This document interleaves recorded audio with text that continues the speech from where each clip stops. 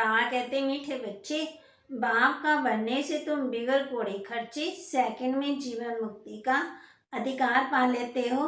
निश्चय हुआ और वर्षा मिला। प्रश्न, सूर्य बुद्धि मानस समझदार बच्चों का कर्तव्य कौन सा है? सच्ची यात्रा कराना यही समझदार बुद्धि बच्चों का कर्तव्य है। सच्ची यात्रा है मन मना भाव। इस यात्रा से और धक्कों से बच जाएंगे। जैसे बाप कल्याणकारी है, वैसे तुम बच्चों की बुद्धि माना समझदार होनी चाहिए और बुद्धि बच्चे बासमान कल्याणकारी होंगे। बाबा कहते जो बच्चे समझदार होंगे, है ना, वो बासमान कल्याणकारी होंगे। दूसरा प्रश्न है, बाप तुम बच्चों को कौन सी बात कहते हैं जो तुम सबके कान में सुनाते रहो? बाबा कहे, बच्चे तुम मुझे याद करो। किसी देहधारी को याद नहीं करना है। देहधारी को याद करेंगे तो देह अभिमानी बन पड़ेंगे। इसलिए सदा समझो देहधारी सब मरे पड़े हैं। हमें बाप को याद करना है।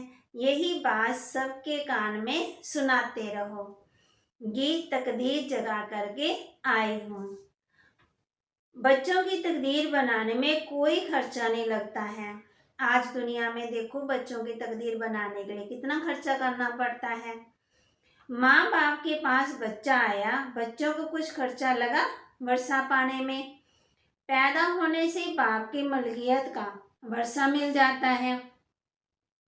अखबार में भी लिखते हैं कि फलाने वारिस का जन्म हुआ।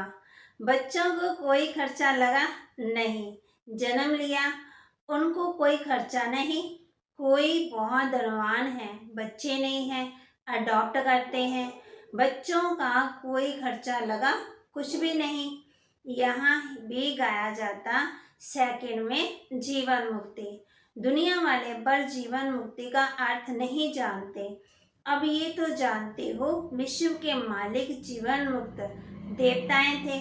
भारत में जीवन मुक्ति मिलती होती है ना। अब बाप पूछते हैं, बाप का बनने में कोई खर्चा लगा? बस बाबा मैं आपका हूँ। गाया भी जाता जन्म कुछ सेकंड में जीवन मुक्ति मिली। सिर्फ बाप की पहचान मिली, जिनके लिए बाप युक्तियाँ बतलाते रहते हैं। बताओ परलौकिक परम पिता परमात्मा से आपका क्या संबंध है? परम पिता वह तो बाप है। बाबा कहते मेरा बनने के लिए खर्चा लगता है? कुछ भी नहीं। सिर्फ मेरा बनो, खर्चा कुछ भी नहीं है। यात्रा पर जाते हैं तो कितना खर्चा होता है। कोई भी घर में हवन करवाते हैं तो कितना खर्चा होता है। एक सेकंड में जीवन मुक्ति, खर्चे की बात ही नहीं उठती। बच्चा आया, क्या वह खर्चा हुआ? तुम बाप के बनते हो, क्या खर्चा हुआ? सिर्फ बुद्धि से निश्चय किया कि मैं आपका हूँ। समझते हैं बाप से स्वर्ग की बादशाही मिलती है। बाप स्वर्ग का रचयिता है। वर्षा मिलता है हेवन की बादशाही। निश्चय की बात है, पाई भी खर्चा नहीं करो। याद से तुम हीरे जैसा बन जाएंगे। हम लिखते भी हैं तुम जीवन मुक्ति पा सकते हो। कोड़ी भी खर्चा करने बिगर तुमको बादशाही मिल जाएगी। तुम कितने धक्के खाते हो? भक्ति मार्ग में यात्राओं पर मनुष्य बहुत धक्के खाते हैं।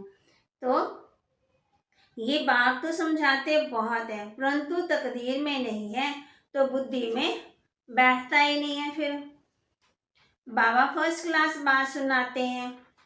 बाबा युक्तियां तो बहुत अच्छी बताते हैं। जनक को सेकंड में जीवन मुक्ति मिली, ये सिर्फ गाते रहते हैं, कोई को पता ही नहीं है। बल अष्टावक्र गीता में है, परंतु उससे कोई समझ नहीं सकते हैं। बहुत कथाएं हैं। तुम प्रैक्टिकल में समझाने बैठे हो और किसी के समझ में है ही नहीं है। समझदार है तो एक गॉड फादर, बाकी सबको रावण ने क्या बना दिया है? माना रावण ने तुच्छ बुद्धि बना दिया, बेसमझ बना दिया। बाप आकर के समझदार बनाते हैं। प्राणी दुनिया का महाविनाश सामने खड़ा है। ये भी समझती हूँ मौत सामने खड़ा है। स्वर्ग में भी नंबरवार पद तो है ना। ज्ञान से फिर आप ही समझ जाएंगे कि हमको क्या करना है। तुम अभी बाबा के बच्चे हो, सब फादर कहते हैं ना, बाप आत्मा से बात करते हैं। बाप कहते हैं सिर्फ बाप और वर्षे को याद करो।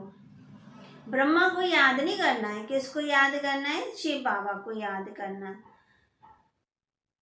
छोटे बच्चों को तो बुद्धि में नहीं रहता, जब बालिग होंगे तब बुद्धि में रहता है ना। सेकंड में जीवन मुक्ति मिलती है।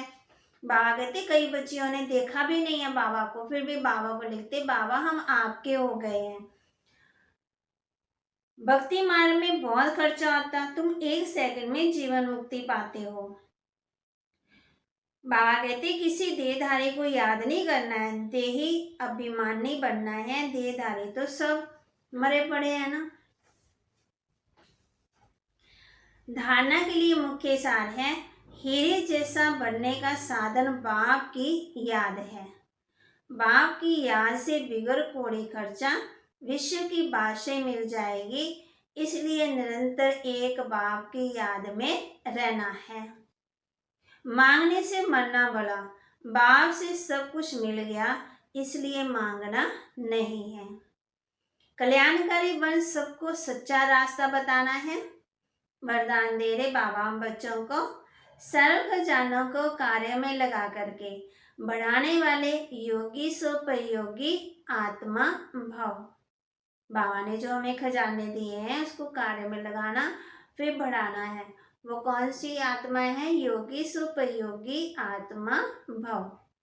बाप दादा ने बच्चों को सर्व खजाने प्रयोग के लिए दिए है ना। जो जितना प्रयोगी बनते, प्रयोगी की निशानियां प्रगति। अगर प्रगति नहीं होती है तो प्रयोगी भी नहीं है ना। हमारे अंदर चेंज नहीं कुछ आया, परिवर्तन नहीं आया।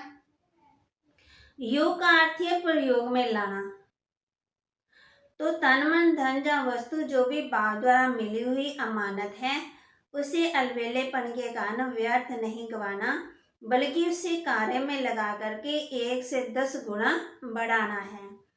कम खर्चा बालानशीन बनना, यही योगी स्वपयोगी आत्मा की निशानी है। स्लोगन, विकर्म और विकारों का त्याग करना ही सच्चा त्याग है। त्याग करेंगे तो बाबा कहते हैं भाग्य बनेगा। जब त्याग नहीं करेंगे तो भाग्य भी नहीं बनता है। तो कौन सा त्याग करना? विकर्मों का और विकारों का त्याग करना ही सच्चा त्याग है। साधु सन्यासी मना जंगल में चले गए तो कहते हमने त्याग कर दिया, लेकिन बाबा कहते घर बार का त्याग करके ये त्याग नहीं है। तो कौन सा त्याग है? घर गृहस्थ में रहते हुए विकारों का त्याग करना, ये है सबसे बड़ा त्याग, सच्चा त्याग। ओम शांति।